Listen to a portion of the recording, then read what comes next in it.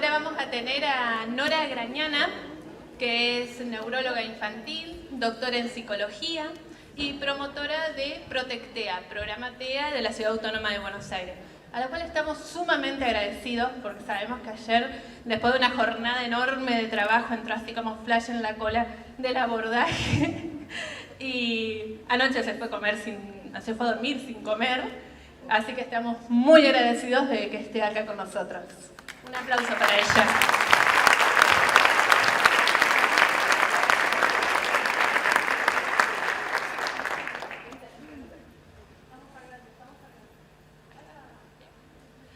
Bueno, buenas tardes, casi buenas noches. Gracias por el aguante. Mati, mirá, terminaste, se quedaron todos. Gracias porque Mati los levantó a la siesta. Y...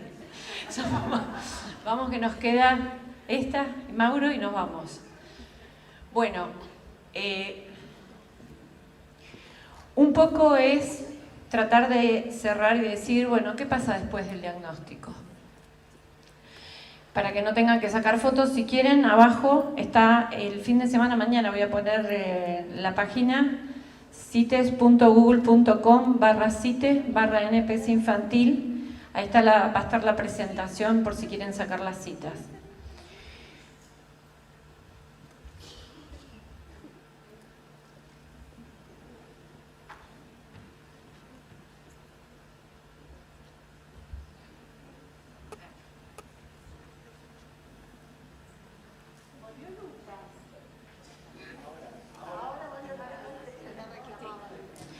Bueno, esto es lo que ustedes todos conocen y ustedes tienen una ley importante.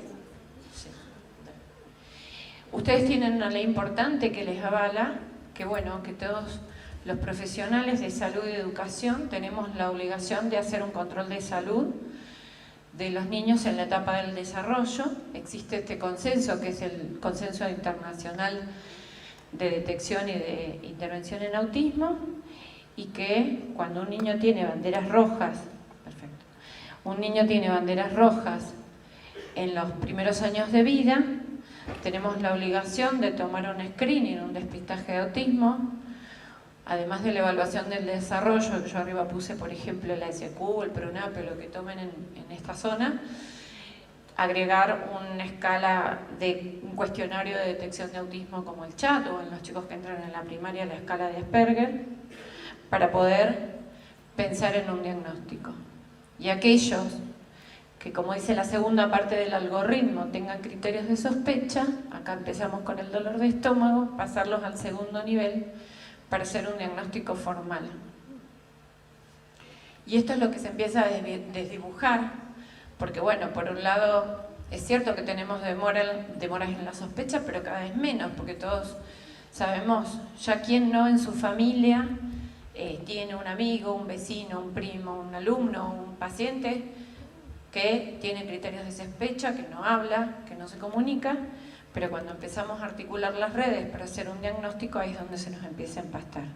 Entonces, como comunidad, pensar cómo poder articular el segundo nivel y decir, bueno, cómo podemos hacer una referencia, ya sea en los equipos orientadores escolares para requerir, digamos, la educación especializada, y en los equipos de salud para presionar para tener un diagnóstico, y no solamente un diagnóstico, sino un diagnóstico ampliado. ¿Y por qué es esto? Bueno, este es el último libro que escribió Fejerman sobre neuropsicología infantil, y estuvimos horas discutiendo este cuadrito. Fíjense que en los años 80 hablábamos de un caso en 1000 y cómo fue aumentando la prevalencia. Hoy hay una mayor conciencia, pero fíjense que el único trabajo que hay en Argentina, el de Astorino, que dice que la prevalencia es de 1 en 120. Cada 120 chicos hay uno que va a estar dentro del espectro autista. Si ustedes se fijan, por ejemplo, en la población de menores de 4 años de Neuquén, que estamos hablando de alrededor de 50.000 chicos, ustedes antes de entrar en la primaria ya tendrían que tener unos 400 chicos con diagnóstico, antes de entrar en la primaria. Y las mamás se dieron cuenta, porque si uno se fija, este es un trabajo que hicimos hace muchísimos años con Ruggeri en el Garrahan, el motivo de consulta aparece a los 20 meses, y estábamos hablando de nuestro país. Antes de los 2 años los papás ya se dieron cuenta de los criterios de sospecha. Entonces que tendríamos que llegar a la primaria con el chico ya diagnosticado. ¿Y por qué? Porque hoy, digamos, como para cerrar todo esto, pensamos en pronóstico. Y cuando hablamos de pronóstico, tenemos 2 aspectos muy importantes en los cuales va a mediar el pronóstico. Y ante cada uno de los chicos, que pónganse un ejemplo cada uno en su cabeza de un niño que tenga a su alrededor con autismo, uno tiene que considerar 2 aspectos para el pronóstico. Por un lado, lo que decía Matías recién, los aspectos neurobiológicos, cuáles son los condicionantes para la evolución y para la respuesta al tratamiento. La causa, si tiene alguna base, alguna etiología secundaria, la severidad, que esto cuando hicimos la evaluación vimos si tenía un nivel leve, moderado o severo, pero también el nivel de desarrollo, el nivel de lenguaje y las comorbilidades. A veces hay niños que son fantásticos, pero tienen un nivel de obsesividad que no les permite seguir yendo a la escuela, o un nivel de hiperactividad tremendo, o al revés, niños que tienen a lo mejor dificultades cognitivas, pero que el haber podido manejar sus conductas les permite avanzar en lo que nosotros queremos que es la inclusión social y la calidad de vida. Pero esto no va solamente a depender de lo neurobiológico. Cuando nosotros evaluamos un niño y la familia viene y me dice, bueno, ¿qué le parece a usted? Cada ojo tiene 2 años, ¿cómo va a andar? ¿Va a ser independiente? ¿Va a ser...? Sí, pero acá me falta la segunda parte de la evaluación, es cómo responde al tratamiento. ¿Cuándo se hace el tratamiento? ¿Cómo se hace el tratamiento? Entonces vamos a tener, por un lado, los condicionamientos neurobiológicos que me hablan de un diagnóstico precoz. Es decir, que si nosotros en la población ya tenemos una mayor concientización hacia la detección precoz, tenemos que ir hacia el próximo paso de presión. Tenemos que llegar al diagnóstico precoz para llegar a una intervención precoz. Y en el aspecto de lo que tiene que ver con el ambiente, obviamente que la adversidad socioambiental nos va a impedir no solamente que un niño con autismo, sino que cualquier niño pueda llegar a desarrollar su calidad de vida y tener una vida plena. Y nosotros no tenemos una sociedad que está todo organizado, tenemos 1/3 de la población en condiciones de adversidad importante, y todo eso va a influenciar en el pronóstico y cómo va a llegar a su vida adulta. Los factores sociales, los factores familiares, pero también el tratamiento temprano. Y acá nos vamos a meter en problemas, porque, bueno, 2 palabras de lo neurobiológico, no me voy a extender mucho sobre esto, pero dada la hora de dejarlo a Mauro que no vaya con la lengua afuera, pero lo que tenemos que recordar es que cuando hablamos de los aspectos neurobiológicos, decimos que hoy se considera que el autismo es una conectopatía. Es un trastorno neurobiológico en el funcionamiento de las redes de lenguaje, comunicación, de comunicación social y de la conducta. Esa alteración de las redes neuronales que activan esas áreas en sus neurotransmisores puede estar afectado en forma primaria genética o secundaria alguna enfermedad neurológica, pero es una afectación neurobiológica.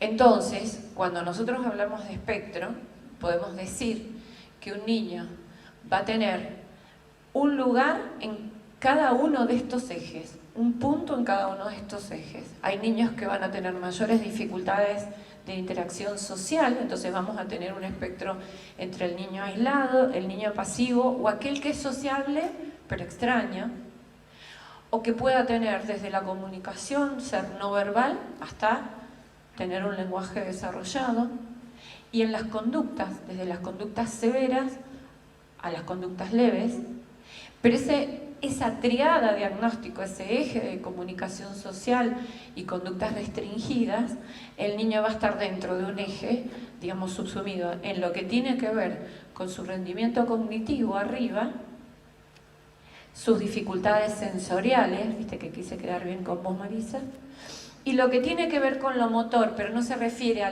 la motricidad, sino a la hiperactividad motora, porque un niño con mucha dificultad atencional va a estar más desconectado que un niño que pueda prestar atención. Un niño muy inquieto va a parecer más desconectado. Entonces, si ustedes se fijan en ese nene que tienen de ejemplo en la cabeza, cada niño va a tener el funcionamiento en cada uno de los ejes en un lugar distinto. Por eso hay distintos, cada niño tiene una forma distinta. Y va a necesitar después un tratamiento, como decía Matías, hecho como un traje a medida. No voy a tener un tratamiento como bajo rendimiento, alto rendimiento, no. Cada niño va a necesitar tener una intervención personalizada. Esta intervención va a depender, que fíjense que el síntoma clínico que tengo va a depender del procesamiento neuropsicológico, cómo procesa la información. El niño no habla, pero cuál es el nivel de procesamiento de su lenguaje y va a depender de la base neurobiológica. Si ese niño no habla porque tiene un síndrome de Angelman, y el síndrome de Angelman se sabe que el 100% no desarrolla el lenguaje, no tiene sentido que esté con un espejito haciéndolo pronunciar. Voy y busco comunicación alternativa. Entonces vuelvo otra vez que el buen tratamiento va a depender de un traje a medida. Múltiples estrategias terapéuticas. Tenemos que buscar el consenso, por ejemplo, de tratamiento de la Academia Americana de Pediatría, que ahora se está redactando nuevamente con un Lancet que va a salir de tratamientos que tienen evidencia. Más allá de las modas, los que tienen evidencia y los que tienen evidencia para ese niño. Y entonces acá va a estar la familia, no tengo puntero. Ahí está la familia y ese laberinto que dice intervenciones en autismo. Y ahí estamos en la entrada del camino. Y nosotros sabemos que según el camino que tomemos en ese laberinto, nos vamos a quedar perdidos dentro del laberinto o vamos a lograr la máxima calidad de vida. Entonces, como familias, como terapeutas, tenemos que tratar de buscar cuáles son los tratamientos más eficaces que me puedan mejorar la calidad de vida. Fíjense que la mitad de lo que hablé tenía que ver con los aspectos neurobiológicos, pero lo otro tiene que ver con el tratamiento. Y esto es lo clásico de nuestro país y lo clásico de los años 60, les aclaro para los que nacieron en los 60 hace muchos años. Este es el clásico tratamiento de los 60 que contaba Rutter.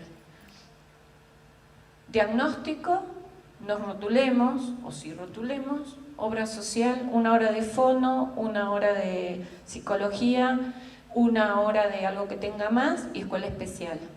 Ese es el tratamiento que se dice as usual, el que nos dan las obras sociales, un poquito de cada cosa. Rutter demuestra en los 60 que a diferencia de un chico con síndrome de Down, que se le hace el tratamiento as usual y que funciona, el tratamiento usual del autismo logra un 3% de vida independiente. 2 de cada 3 niños con tratamiento habitual en la vida adulta van a una internación porque sus conductas no pueden ser manejadas como para sobrevivir en la comunidad. Ese es el tratamiento que nosotros tenemos. Y que el costo es altísimo, porque cuando nosotros le decimos a nuestros legisladores, es caro que la terapia intensiva, sí, pero el costo de mantener un adulto dependiente, ellos ponen $10.700 por año, pónganle. ¿Qué dice Lovas en los 80 que cambian y que los primeros grupos de padres acá empiezan a surgir en los 90? Que con una terapia, con una intervención más cognitivo-conductual, ellos arrancan con la terapia conductual, aumenta la vida independiente, aumenta la exclusión escolar, pero fundamentalmente se baja la necesidad de internación y la dependencia en la vida adulta. Hay una mejor calidad de vida, ¿sí? Se bajan los costos cuando ellos ponen la intervención individual, 20 horas semanales, de las cuales 10 pueden ser de la maestra que hace el acompañamiento, pero las otras 10 son de intervención individual. ¿Qué pasó después? Lo último es el tratamiento óptimo, la intervención intensiva individual. comenzando antes de los 4 años. ¿Se acuerdan que les dije? En Neuquén hay 50.000 niños menores de 4 años. Ahí nosotros tenemos que hablar de 1 en 120, como dice Astorino en Santa Fe. Estamos hablando de 400, 500 niños que tenemos que estar tratando, empezando antes de los 4 años. ¿Qué pasa cuando nosotros empezamos antes de los 4 años una intervención intensiva? 50% de los niños mejoran, ya les voy a mostrar en todo lo que mejoran, y el 50% que permanece con niveles de severidad moderada o severa, no requieren tantos apoyos y pueden mantenerse con una internación de menos del 10% en la vida adulta por problemas de conducta. O sea que 9 de cada 10 niños van a poder incluirse de alguna manera en la comunidad y es lo que les voy a mostrar. ¿Sí?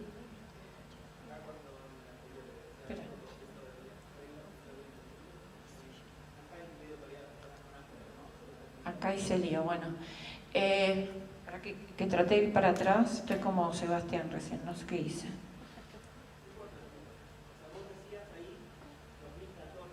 Sí, 2014, lo que muestran los trabajos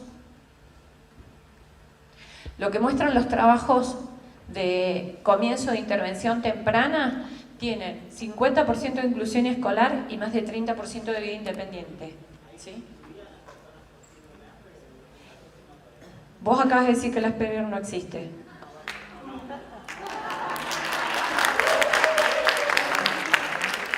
Cuatro años de edad, no tengo Asperger. Estoy hablando de tratamiento temprano. Y esto es muy bueno lo que vos decís, porque cuando yo hago el diagnóstico, y esto nos pasa con Matías, con todos, con Sebastián, con todos los que tienen experiencia en diagnósticos, cuando uno recibe un niño pequeño y la familia nos habla de pronóstico, nosotros no podemos saber hacia dónde va a ir. No sabemos del Asperger, porque por más que nos dé un rendimiento madurativo normal, no sabemos cómo va a responder. Lo que se ve es que el 50% tratado tempranamente... Ay, esperen que caí en cualquier lado.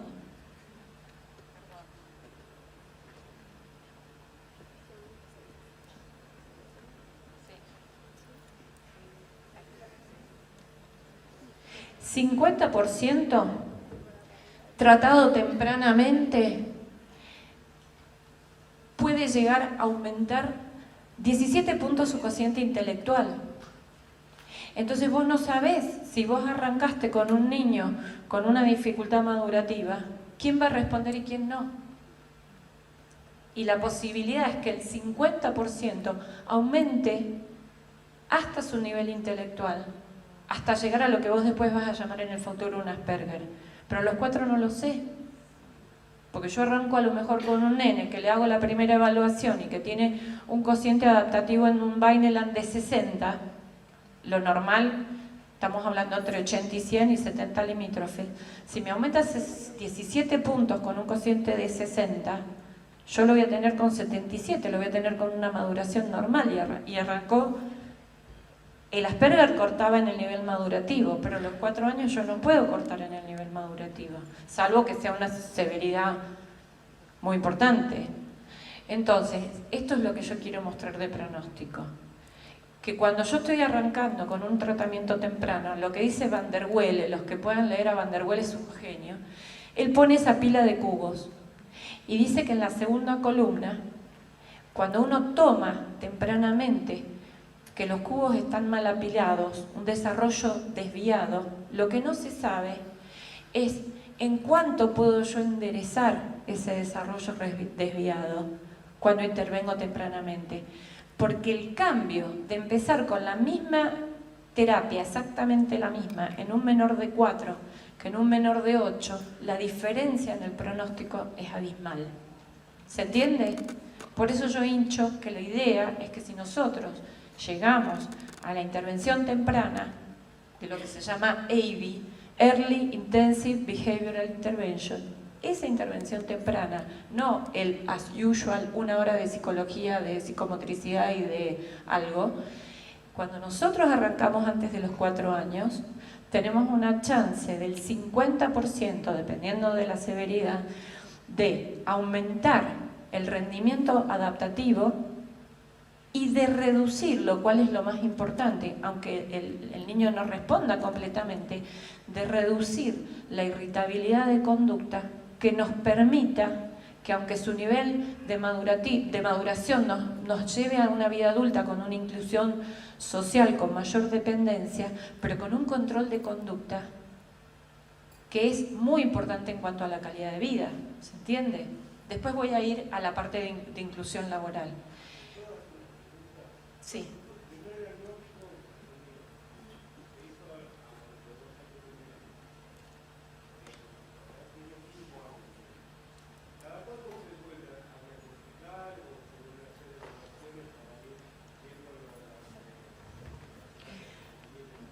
Esto es lo que contaba Mati de Leo, que se evaluó al inicio y después cuando vuelve a los 23 años separado, con los padres, con el canario, qué sé yo, lo reevaluamos. Lo ideal es, dependiendo un poco de la evolución, digamos, no hay un protocolo que diga cuándo hay que reevaluar, pero por lo menos al inicio de la primaria, al inicio de la secundaria y en la transición a la vida adulta. Esto que habló Matías de los programas de transición. En las transiciones de etapa, en lo posible es bueno reevaluar para saber dónde estamos y plantear el próximo paso. No hay un protocolo. ¿Qué muestra también la intervención temprana? Que en esta situación, ¿qué terapias sirven? Sirve la intervención intensiva, lo que nosotros llamamos en la Argentina cognitivo-conductual, que sirve dentro de lo cognitivo-conductual trabajar las habilidades sociales, los grupos de amigos tienen eficacia clínica, y se ve en los estudios de resonancia magnética funcional la diferencia de cómo se activan las redes de lenguaje cuando se hace una intervención temprana.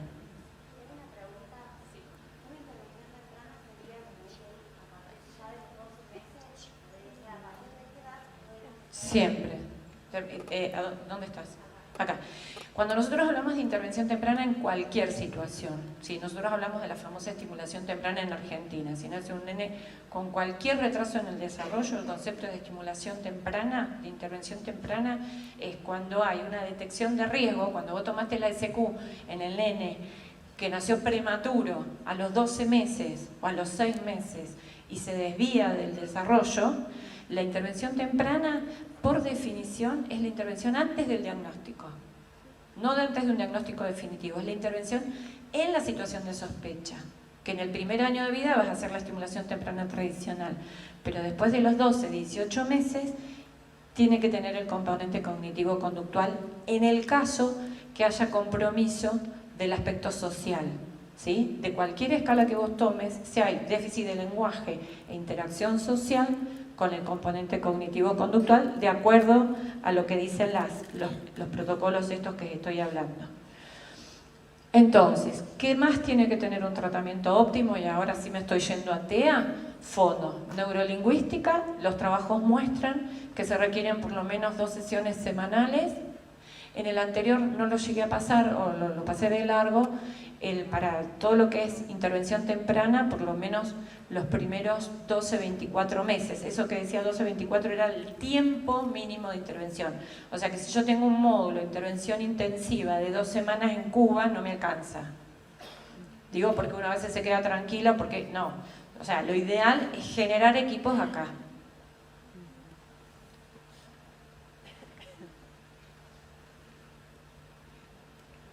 La intervención neurolingüística individual, por lo menos por 12-24 meses, por lo menos por 2 años en forma individual, empiezan con 2 veces y después 1 vez por semana.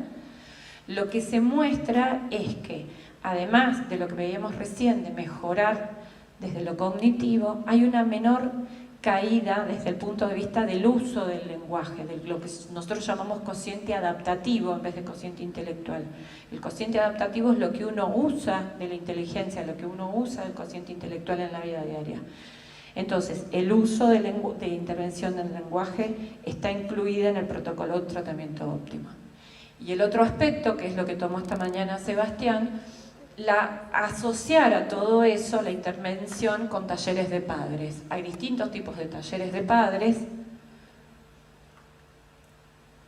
Este es el que contaba Sebastián de la Organización Mundial de la Salud. La Organización Mundial de la Salud, lo que quiero solamente agregar a lo que dijo Sebas, es que el 20% de la población tiene problemas de salud mental y solo el 20% de esa población llega al tratamiento. El 80% de la gente no accede al tratamiento. Entonces, la Organización Mundial de la Salud saca un plan de intervención en salud mental, así como sacan el plan para tratar de cumplir las vacunas y erradicar la viruela, también saca un plan para la intervención temprana, y el primer plan que arma es el taller de padres de intervención con TEA, aún antes del diagnóstico, que es el CST, que es el que se va a socializar, que él contó. También hay talleres de padre de lenguaje, como Hanen o Emilio. Y el otro punto de las intervenciones, yo lo pasé rápido, hablamos de intervención en síntomas nucleares, intervención educativa. El programa de intervención no solamente tiene que trabajar en lo individual, en lo social, sino en lo educativo. Esto da para mucho tiempo, pero lo que sí podemos decir que es muy importante es que con un buen tratamiento el 50% llega a la inclusión escolar con adecuaciones curriculares más o menos 2 como son habituales, pero que lo ideal es trabajar con planes de educación especial adaptados para TEA. El plan educativo personalizado del anexo de educación especial, del programa de educación especial que se trabaja en escuelas especiales, tiene un anexo que se hizo en Santa Cruz. Y en Santa Cruz, trabajando con este plan, el 70% de los chicos accedía a una inclusión escolar. No estoy hablando solamente de inclusión desde el aspecto social, sino desde el contenido, lo cual, un buen plan de educación aumenta la posibilidad de inclusión social. Y ese plan tiene que tener también la intervención en las comorbilidades. Para no pasarme de hora, fíjense que el 90% de los niños con autismo en los primeros 4 años de vida tienen trastornos de sueño. Y para nosotros tratar el trastorno de sueño no es complicado. El trastorno de sueño en el autismo es neurobiológico, hay un déficit en la secreción de melatonina, el tratamiento con melatonina no llega ni siquiera a la categoría de medicación, antes se vendía en las herboristerías, no es complicado, la respuesta es muy buena y reduce las comorbilidades, porque un niño mal dormido al otro día tiene problemas de conducta. Entonces, armar un equipo que también contemple las comorbilidades. A la derecha ustedes van a ver las estrategias de intervención en cada una de las cosas que pasé, pero también los tipos de fármacos que se pueden asociar. ¿Curan los fármacos el autismo? No, pero favorece reducir las comorbilidades. Si yo puedo mejorar la atención, si puedo mejorar la ansiedad, si puedo mejorar el sueño, puedo mejorar la calidad de vida. Y acuérdense que cuando hablamos de pronóstico, hablamos de calidad de vida.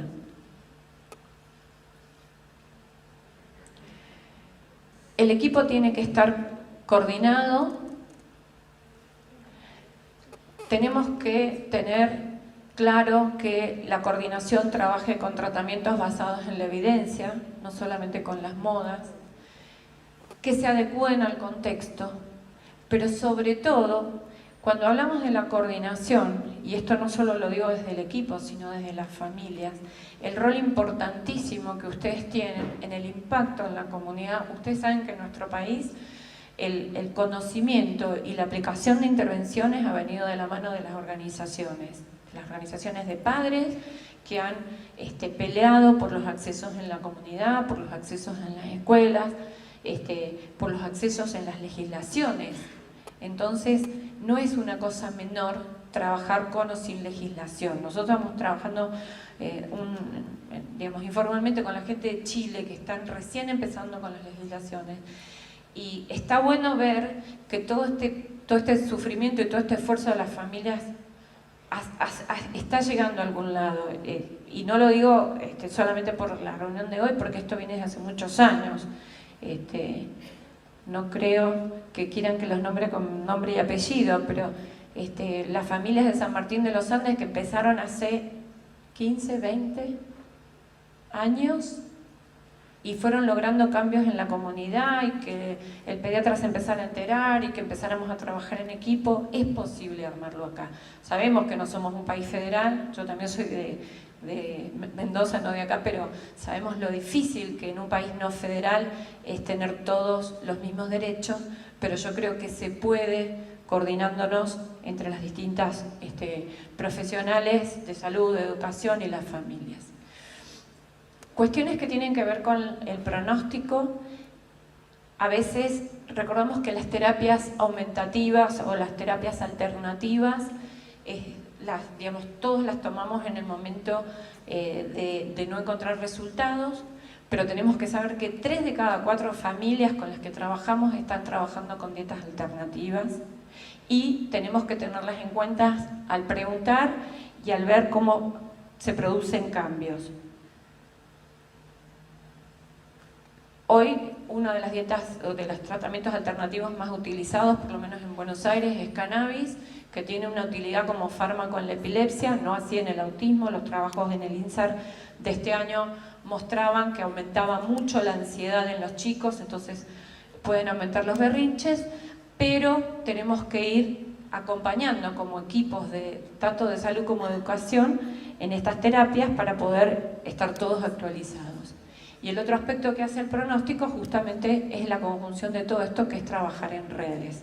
Yo pertenezco a un programa que se llama Protectea, que lo armamos entre los profesionales de los hospitales de Buenos Aires, porque los pediatras decían no tenemos ninguna normativa desde el ministerio que nos diga qué hacer, y nos reunimos nosotros, que es lo mismo que les pasa a ustedes como terapeutas que están sentados un sábado acá, pero están todos solos. Juntarse en una red para poder derivarse, decir, bueno, trajo tal cosa, tal método, esto de trabajar en redes hace una gran diferencia.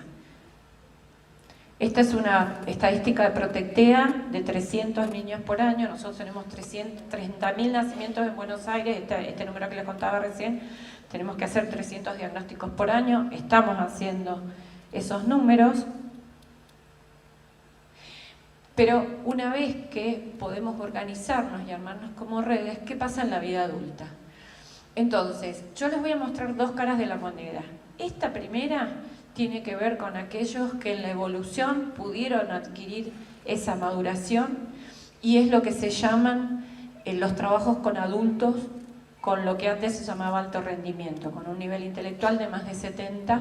Los trabajos los dividen. Yo los dividí como están los trabajos, pero les voy a contar después en 3 filminas la comparación entre los 2 grupos. Los trabajos muestran que con intervención temprana, este es un grupo de niños que empezaron antes de los 4 años y se toma su calidad de vida entre los 22 y los 46 años, es decir, en la vida adulta. ¿Qué pasa con esos adultos tratados? Fíjense que la mitad, que era lo que estabas preguntando Matías, logran un nivel pronóstico muy bueno o bueno, lo que está en celeste, que tiene que ver con la vida independiente. ¿A qué le llaman vida independiente? A trabajar, a empleo con apoyo o sin apoyo, con o sin amigos. Estamos hablando del 48%. Yo me tomé la libertad de traerles un grupo en seguimiento, 60 adultos que estamos en este momento siguiendo, que tenían, digamos, un nivel de rendimiento intelectual de más de 70, y fíjense que en nuestro, digamos, no es solamente Buenos Aires, en distintos lugares del país, fíjense que llegamos a un 52% que están con vida independiente, o sea que no estamos tan lejos de lo internacional, sobre todo los grupos que empezaron intervención temprana. Siempre estoy hablando con intervención temprana. Fíjense que la posibilidad en estos niños tratados tempranamente es un poquito menos de la mitad, inclusive llegan a acceso a nivel secundario. Y fíjense que un 50% llega a nivel de empleo. Acá no lo voy a detallar por un tema de tiempo. También hay que tener en cuenta que si uno quiere favorecer el empleo, hay, digamos, trabajos muy lindos de vida adulta donde uno tiene que ver de generar qué tipos de empleos, ¿sí? Todos los que tienen que ver con los empleos de exactas, de computación, de trabajos más de clasificación, son los más favorables. Y acá la tienen, la conocen, Susan Boyle, que a los 47 años, si no recuerdo mal, participando en un concurso, se dieron cuenta que vivió toda su vida sin ningún apoyo y podía tener un empleo y podía tener una vocación. Y eso parece raro, pero ella vivía en un pueblito lejos en Inglaterra, y si ustedes lo piensan bien, Inglaterra no es muy diferente a una localidad lejana en digamos, cualquier provincia. Y que no nos pase eso de no perdernos por pensar o por estigmatizar que no se puede acceder al empleo. Así como les traje a Susan Boyle, les traigo a Marina. ¿Lo leyeron pensando en voz alta? Ese es un libro que está en Amazon. Marina es adulta, también trabaja, tiene hijos, está casada y cuenta lo que es vivir con el autismo en la etapa adulta. Es decir, que tenemos la posibilidad de formar pareja, pero también tenemos que prepararnos con los adolescentes a todo lo que tiene que ver con las relaciones románticas, a las relaciones estables o inestables, a la pertenencia a grupos sociales, a grupos religiosos y al acceso a vida independiente. Fíjense que en el pronóstico uno de los puntos más bajos es el acceso a la vivienda. Y cuando nosotros trabajamos con los adultos de la Asociación de Asperger, una cosa que nos pasa es que tienen muchas dificultades en Buenos Aires a vivir en viviendas independientes. Viven en hogares, en iglesias, con los padres, lo cual les trae muchos problemas, pero es uno de los puntos que más dificultad logramos. Para tener una vida independiente hay que tener una capacidad de autovalimiento extraordinaria. Entonces, fíjense que uno de los mayores problemas, esto tiene que ver con la activación en las funciones ejecutivas en los adultos, si bien vivir independiente parece algo muy simple, requiere de una autonomía y una capacidad de resolver problemas. Pero quiero llegar a que para poder llegar a eso tenemos que trabajar la comorbilidad en cuanto a ansiedad, en cuanto a depresión, en cuanto a conductas de irritabilidad o en cuanto a dificultades atencionales, van a, digamos, frenar la posibilidad de autonomía. Ahora, a esto quería llegar para terminar.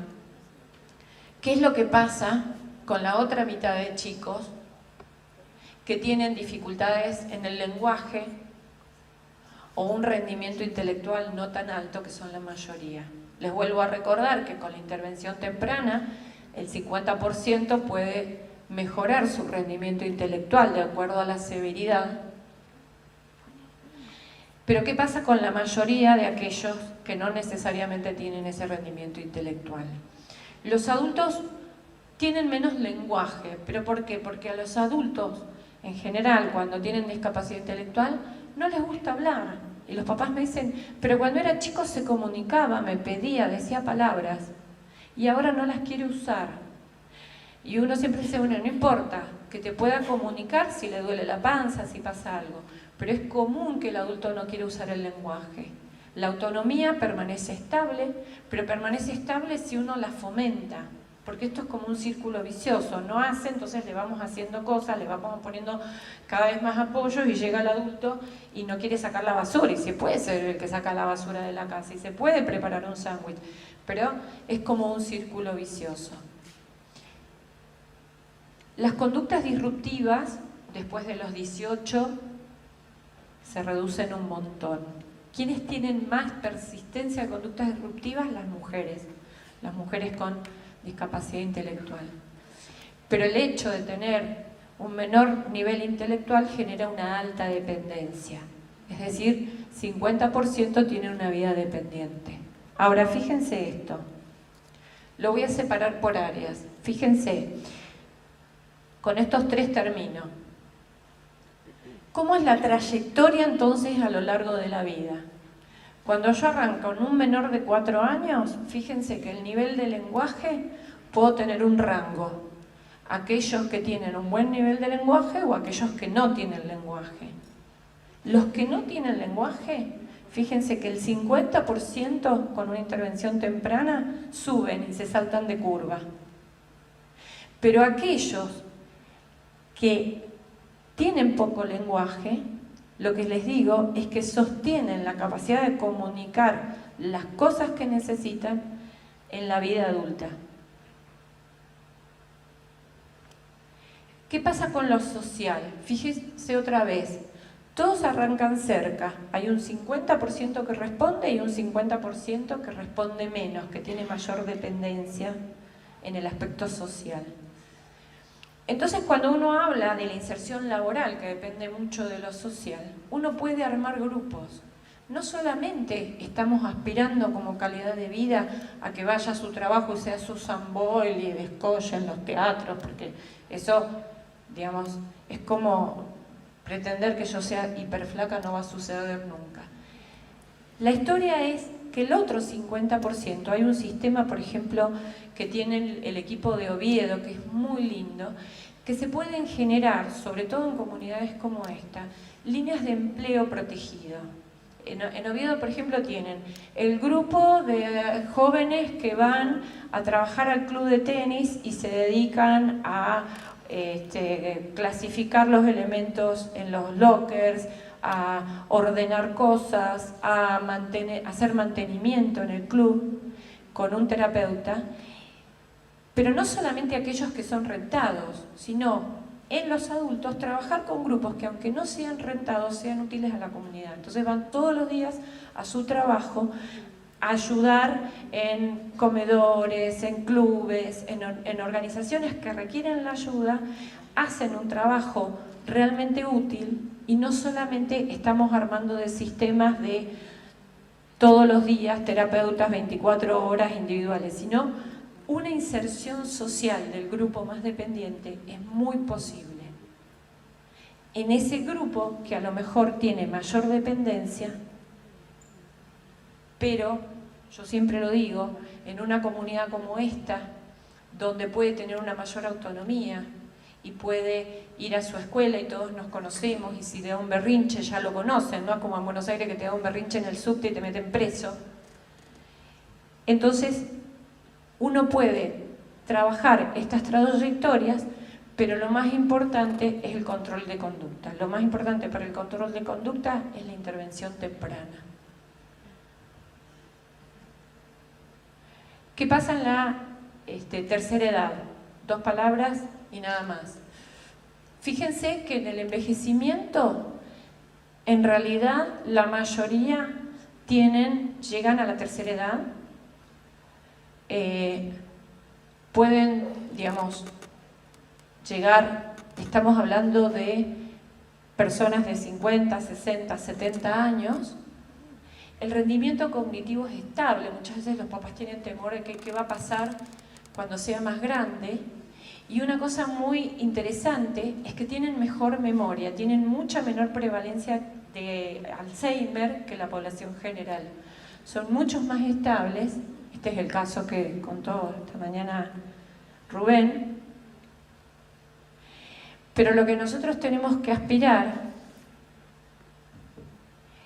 es, así como ustedes la conocen a Temple Grandin, que es famosa y llegó a la Argentina, acá está en una foto con Marina, que es argentina, no es tan famosa, pero es igual de grosa. Lo que nosotros tenemos que aspirar como comunidad es a lograr empezar temprano para tener mejor trayectoria. Se puede tener mejor trayectoria no solamente si uno empieza temprano, sino si la comunidad tiene más elementos para contener en empleos protegidos y en actividades protegidas que mantengan esa autonomía, que los mantengan usando la cabeza en la vida adulta. Nosotros, a diferencia de otros lugares del mundo donde la vida es mucho más peligrosa, nosotros tenemos ese acceso. Y como terapeutas y como familias no tenemos que desaprovecharlo para lograr la mejor calidad de vida. Muchas gracias.